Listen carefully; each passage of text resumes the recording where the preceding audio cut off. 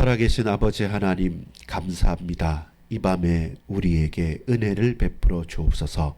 하나님을 바라며 하나님을 붙들며 아버지 하나님 앞에 간구할 수 있는 날 되기를, 하나님의 통치하심과 주의 일을 행하는 주님의 신실한 당신의 백성들로 쓰임받을 수 있도록 이 밤에 하나님의 침묵이 끝이 아니며 저들의 외침이 끝이 아니며 하나님의 행하심이 결국 이 모든 것의 끝임을 고백하고 또한 감사하고 영광으로 돌리는 증인 되게 하옵소서. 예수 그리스도의 이름으로 기도합니다. 아멘. 하나님은 통치하십니다. 그런데 언제 우리가 제일 고민이 생깁니까? 하나님 침묵하실 때.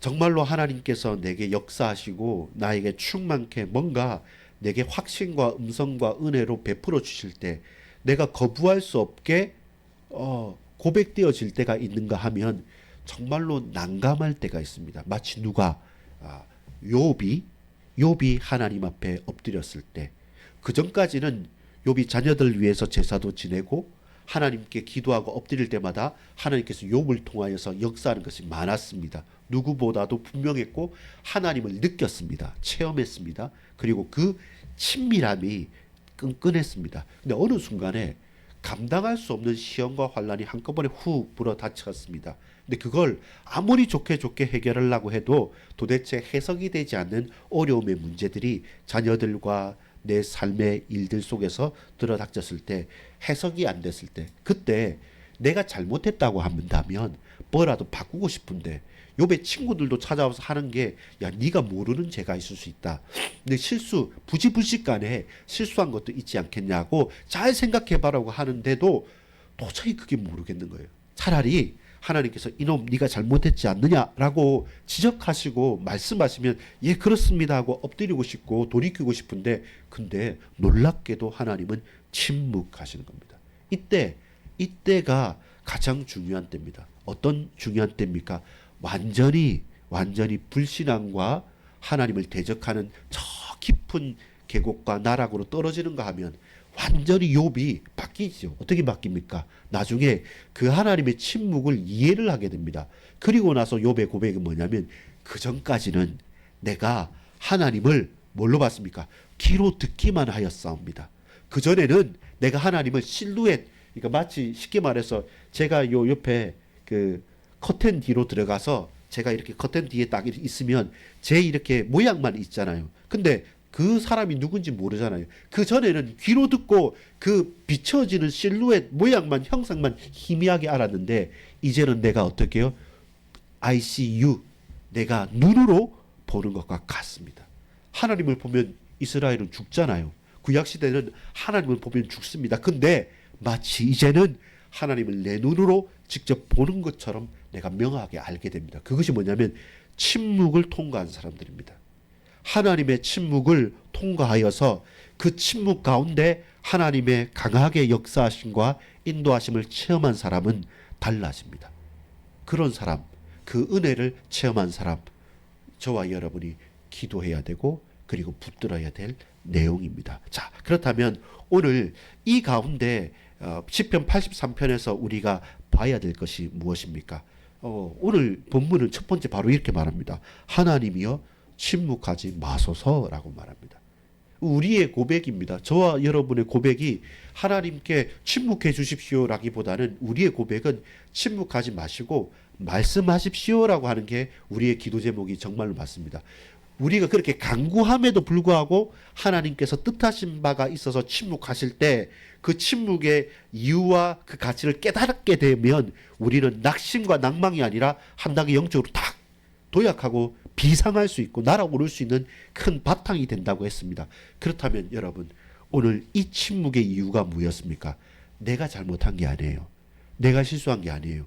이스라엘 역사를 전체를 둘러보니까 5절부터 8절까지 그 주위에 있었던 가까운 나의 친척과 이웃들, 그리고 어떻게 하자면 함께 지낼 수 있었던 그 거리로도 가깝고 혈연적으로도 가까운 이스마엘은 원래 아브라함의 서자이지만 첫째 아들이었습니다.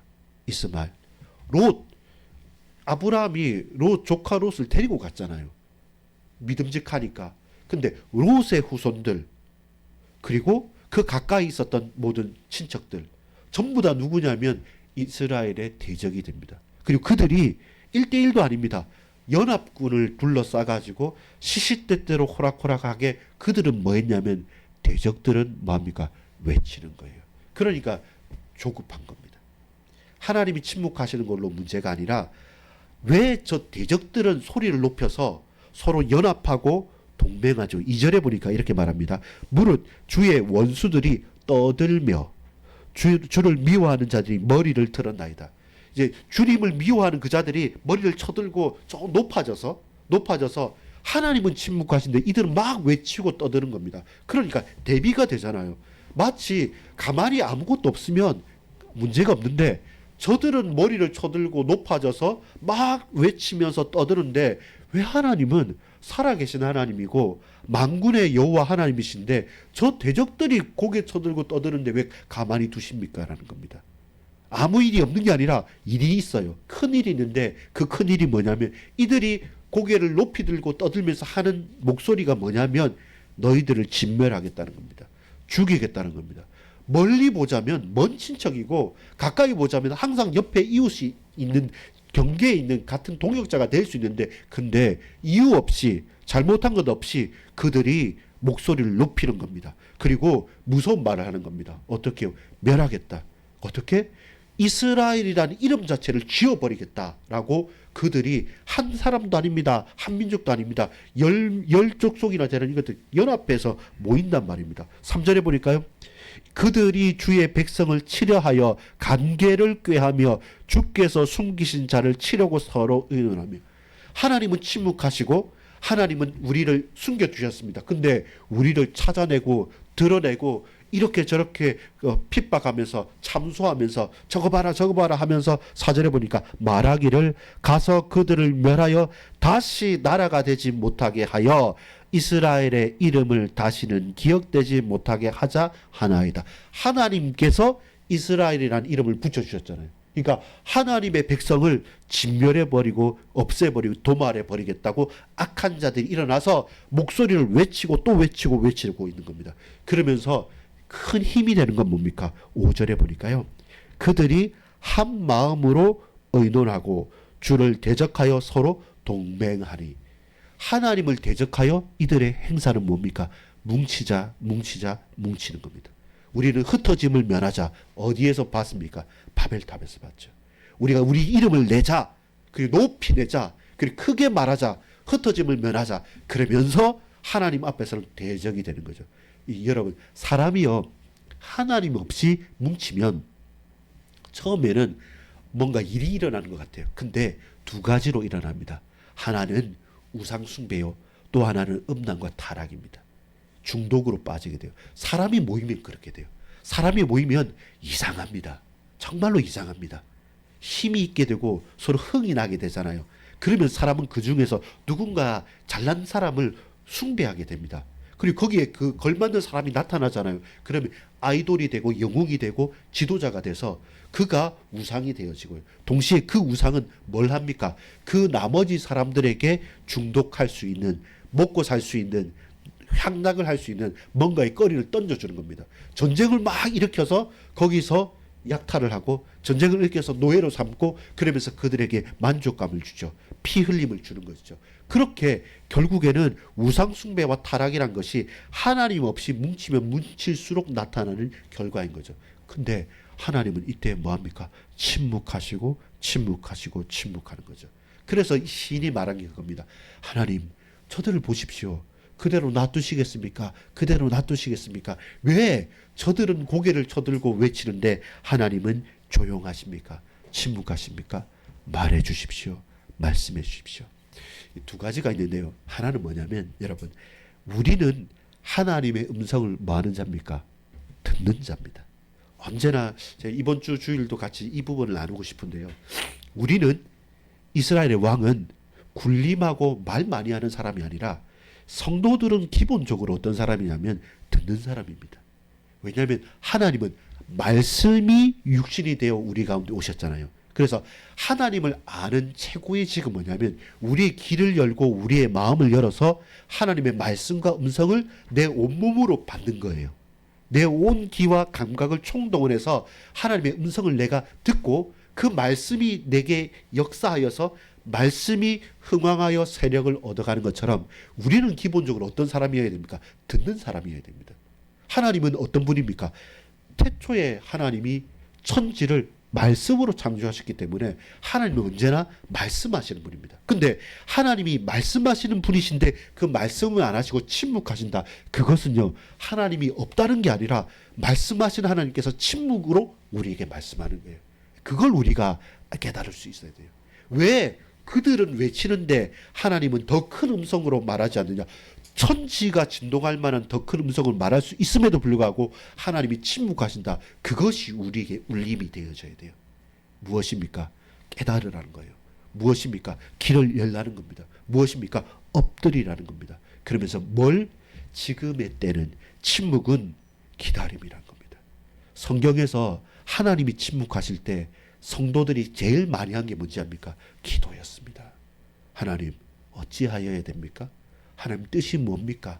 하나님 어느 때까지 참아야 됩니까? 하나님 어느 때입니까? 지금입니까? 하나님 누구입니까? 주님 당신께서 원하시는 게 뭡니까? 결국 뭡니까? 우리는 그 침묵 때문에 낙심하고 흔들리지만 사실 침묵은요, 엄청난 울림이 있는 것입니다.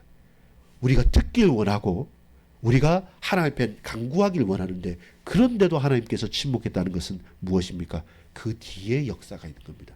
자, 여러분, 이 뒤에 어떤 역사가 있었습니까? 죽게 가까이 하는 겁니다. 사실요, 이 백성들의 실수가 뭐였냐면 저들과 대적하여 맞서 싸우는 겁니다. 여러분, 사람과 사람이 하나님 없이 뭉치면 우상숭배와 타락으로 넘어진다 했죠. 여러분, 세상의 사람들이 목소리를 높일 때 우리 뭐 하고 싶습니까? 나도 혈기를 내고 나도 목소리를 내고 싶은 거예요.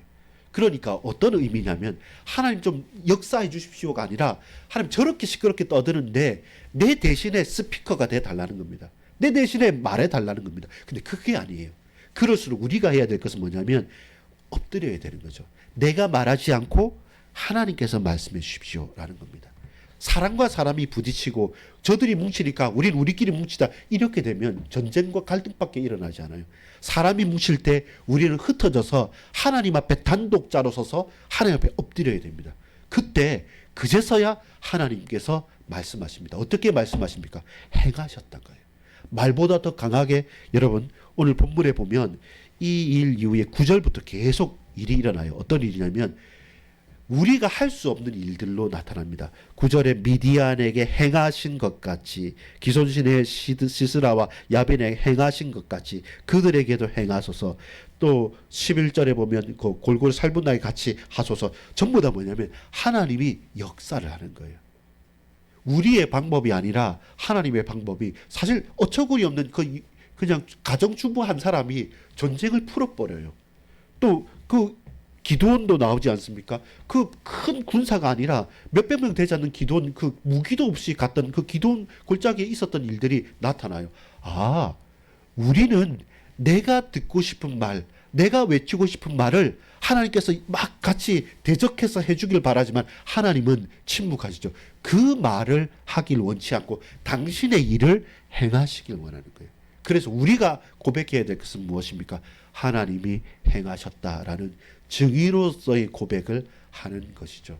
여러분, 하나님의 침묵, 그것은 우리에게 더 큰 울림입니다. 우리는 조급하게 저들이 뭉치니까 우리도 뭉치자. 저들이 말하니까 하나님 우리 대신에 더 큰 소리로 말씀해 주십시오. 이렇게 우리는 인간 대 인간의 관계로서 하지만 하나님은 하나님의 뜻과 하나님의 계획이 이루어지는 때에 우리의 방법이 아니라 당신의 방법으로서 행하셨고 그리고 행하고 계시고 앞으로도 행하실 것입니다. 그리하여 우리 인생의 결국과 결론은 무엇입니까? 18절을 같이 읽어볼까요? 시작. 여호와라 이름하신 주만 온 세계의 지존자로 알게 하소서. 무슨 말입니까? 온 세계의 주인과 지존자이심을 대적자들도 알고 나도 알고 저 열방도 다 알도록 하시는 겁니다. 결국 그들의 뭉쳐서 높아졌던 그 말들은 저 14절부터 쭉 보면 어떻게 됩니까? 수치다, 수치다, 수치다. 두려움과 수치가 됩니다. 하나님은 조용한 음성 가운데, 침묵 가운데 말씀하셨는데 나중에는 그게 큰 광풍과 같고 바람과 같아서 사람들이 거부할 수 없는 큰 소리로 우리에게 임하죠. 그러면서 당신의 일을 행하시는 겁니다. 반대로 고개를 막 쳐들고 큰 소리로 외쳤던 그들은 수치를 당하죠. 부끄러워졌을 때, 수치를 당했을 때 하는 건 뭡니까? 입술을 닫는 겁니다. 할 말이 없어지는 것이죠. 하나님께서 행하신다. 그것은 하나님은 침묵으로도 행하시고 계신다는 겁니다. 우리는 그것을 들을 수 있어야 돼요. 침묵 가운데 말씀하시는 하나님의 음성을 여러분 들으십니까? 그러면 여러분 우리의 고백이 달라집니다. 우리의 신음소리도 하나님은 이미 듣고 계시고 우리의 말하지 못하는 그것까지도 하나님 아시기 때문에 주께서 침묵하실 때 그 침묵으로 말씀하시고 행하시는 하나님의 뜻을 발견하는 저와 여러분 되십시오. 여러분 좀 조급할 때, 그리고 세상이 강하게 위협할 때, 우리가 이렇게 하면 죽겠다 싶을 때, 저 강한 대적들이 뭉쳐가지고 우리를 위협하고 겁박할 때, 두려움이 갑자기 내 마음을 엄습하면서 우리가 다리 힘이 완전히 풀려버릴 그때, 나도 혈기대로 우리도 두 손 불꾹 쥐고 같이 싸우자, 같이 외치자라고 하고 싶은 그 욕망과 충동이 들었을 때 다시금 우리는 음성을 들어야 됩니다. 하나님께 귀 기울여야 됩니다. 근데 하나님은 그 많은 소리 가운데 진리로 역사하시는 하나님은 침묵으로 우리에게 말씀하시면서 말씀하지 않으시고 이미 행하셨고 지금도 행하고 계시고 앞으로도 행하실 겁니다. 그것이 우리에게 더 큰 폭풍보다 더 강하고 큰 소리로 우리에게 역사하시는 하나님이시거든요. 여러분 그 하나님을 아시지 않습니까? 제가 이번 주에 가장 감동이 됐던 게 뭐냐면 월요일에는 같이 이제 생활을 했던 한 친구가 직장이 이제는 돼서 자기가 가고 싶었던 그 직장에 딱 돼가지고 이제 가기 전에 한번 얘기하면서 목사님 옛날에 그 말씀해 주셨는데 그거 계속 내가 생각하고 있었다고. 앞으로도 거기 가서 현장의 사람이 되겠습니다라고 얘기를 하고 그 다음에 또 이제 한 몇 주 동안 좀 마음이 아픈 그 형제하고 만나서 이야기를 하는데 이 친구가 뭔가 해소가 완전히 되진 않았어요. 근데 자기가 그래도 좀 실만한 게 생겼다는 거죠. 이 하나 때문에 제가 한번 해보니까 좋더라고요 하면서 그래 알겠습니다. 그래도 하나님을 만나야 된다는 것은 말하면서도 이 사람이 희망이 소망이 있으니까 자기가 적극적으로 이제는 얘기를 하게 되는 거죠. 또 오늘은 또 한 자매하고 얘기를 하면서 이제 내가 교회를 위해서 다른 사람을 위해서 중보하고 싶은 마음이 생겼다면서 한 주간 짧은 시간이지만 그때 말씀을 붙잡고 말씀을 붙잡는 게 이런 거구나 싶어서 한 주간 그게 생각이 나서 그 힘 가지고 살아가니까 힘도 나고 적극적이 되고 도전도 됐다는 겁니다. 결국 핵심이 뭡니까? 제가 무슨 말을 한 게 아니라 하나님 말씀이 전달을 했잖아요. 그 전달된 게 제 의도보다 더 강하게 더 분명하게 말씀이 통했다는 겁니다. 거기에서 감사가 열려지는 것이죠.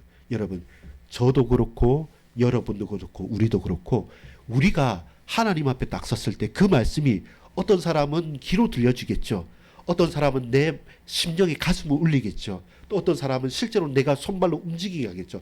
말씀이 살아서 운동력이 있어서 좌우에 날선 어떤 검보다도 예리하여서 혼과 영과 심령고스를 찔러 쪼개서 나를 바꾸고 내 생각을 바꾸고 내 행동을 바꾸고 내 삶을 변화시키면서 실제로 내가 달라졌어요. 누군가의 도움이 아니라 누군가의 겁박이 아니라 누군가의 강요가 아니라 내 스스로 그 말씀이 새로워지고 그 말씀이 내 인생을 바꿔갈 수 있는 힘을 얻게 되어진다. 그러면 뭡니까? 하나님의 음성을 듣는 사람입니다. 결국 침묵 가운데도 들어야 됩니다.